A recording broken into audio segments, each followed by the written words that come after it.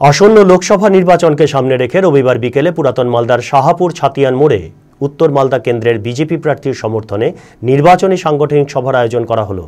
এই সাংগঠনিক সভায় উপস্থিত ছিলেন উত্তর মালদা কেন্দ্রের বিজেপির প্রার্থী তথা বিদায়ী সাংসদ খগেন মুর্মু। এছাড়া উপস্থিত ছিলেন মালদা কেন্দ্রের বিধায়ক গোপাল চন্দ্র সাহা, জেলার বিজেপি নেতা শ্যামচাঁদ ঘোষ, অজয় গাঙ্গুলি সহ উত্তর মালদা কেন্দ্রের সাংগঠনিক জেলা সম্পাদক শ্রেয়াংশু ভট্টাচার্য। ভারত মাতা এবং শ্যামাপ্রসাদের প্রতিকৃতিতে মাল্যদান করে দেশের প্রতি শ্রদ্ধা জানিয়ে এই সাংগঠনিক সভা সূচনা হয়। সাংগঠনিক সভায় বিজেপির প্রার্থী খগেন মুর্মু জানান, বর্তমানে উত্তর মালদার তৃণমূল প্রার্থীর মাথা খারাপ হয়ে গেছে, তাই মঞ্চে উঠে যা তা বলছেন। তার কোনো এখতিয়ার নেই কেন্দ্রীয় বাহিনীর বিরুদ্ধে কোনো মন্তব্য করার।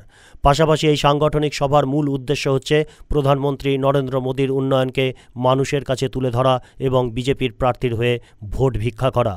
ইলেকশন ম্যানেজমেন্ট টিমের আমরা আজকে বৈঠক করছি, অর্থাৎ আমাদের নির্বাচন পরিচালনা করবার জন্য যে টিম তৈরি হয়েছে সেই টিমের আজকে বৈঠক হচ্ছে এবং বৈঠকের মূল উদ্দেশ্য হচ্ছে যে তৃণমূল কংগ্রেস যেভাবে যে এখন থেকেই যেভাবে তারা ধমকাচ্ছে চমকাচ্ছে, তৃণমূল কংগ্রেসের প্রার্থী তিনি ধমকাতে শুরু করে দিয়েছেন। অর্থাৎ তিনি ভুলেই গেছেন যে তিনি আর এখন এসপি নন, তিনি এখানে ডিআইজি নন।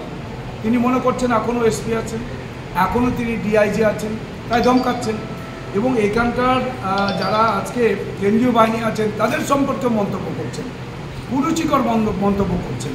কে অধিকার দিয়েছে তাকে?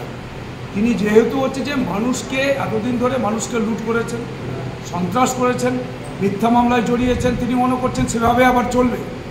এভাবে ধমকালে মনে হচ্ছে মানুষ ভয় পাবে, বিজেপি ভয় পাবে।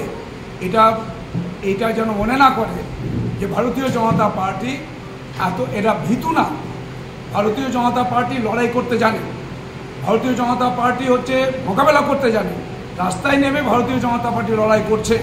তৃণমূল কংগ্রেসের যত দলদাস পুলিশ আছে সব পুলিশ দলদাস না, সমস্ত যারা এখানকার যারা আমাদের যে সাধারণ যে সমস্ত সাধারণ বিভাগের যে সমস্ত আধিকারিকরা আছেন তারা সবাই কিন্তু দলদাস না।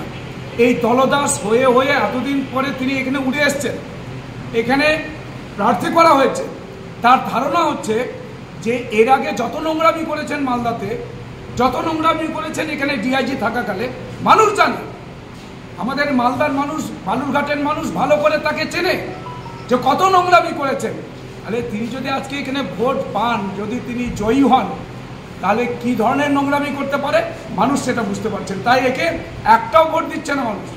মানুষ যখন প্রতিবাদ করছে, মানুষ যখন তাকে মুখে বলে দিচ্ছেন আপনাকে ভোট দিব কেন, আপনি তো বাইরের মানুষ, তাই তার মাথা খারাপ হয়ে গেছে, এখন পাগল হয়ে গেছে। তাই তিনি ধমকাচ্ছেন চমকাচ্ছেন। যেভাবে হচ্ছে দলদাস পুলিশ হিসেবে তিনি কাজ করছিলেন তখন মানুষকে ধমকিয়েছেন, মানুষের কাছ থেকে শুধু হচ্ছে তিনি কাটমানি খেয়েছেন। তিনি হচ্ছে যে পশ্চিমবাংলাতে চলবে না। আজকে কি সমস্ত কর্মসূচি আছে সেটা নিয়ে আমরা আলোচনা করব।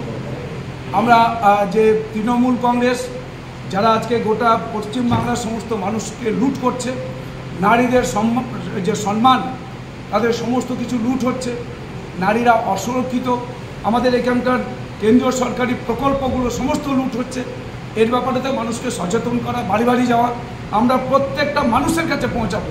আমাদের দেশের প্রধানমন্ত্রী রাজ্য সরকারের নামে মিথ্যা কথা বলে মানুষকে বিভ্রান্ত করেছেন, সেগুলো মানুষের কাছে আমরা গিয়ে বলবো যে হচ্ছে আমাদের কেন্দ্রীয় সরকারি প্রকল্প যেটা মোদিজি দিচ্ছেন।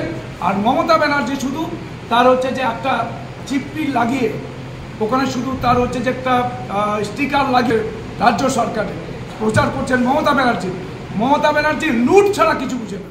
মালদা টুডে।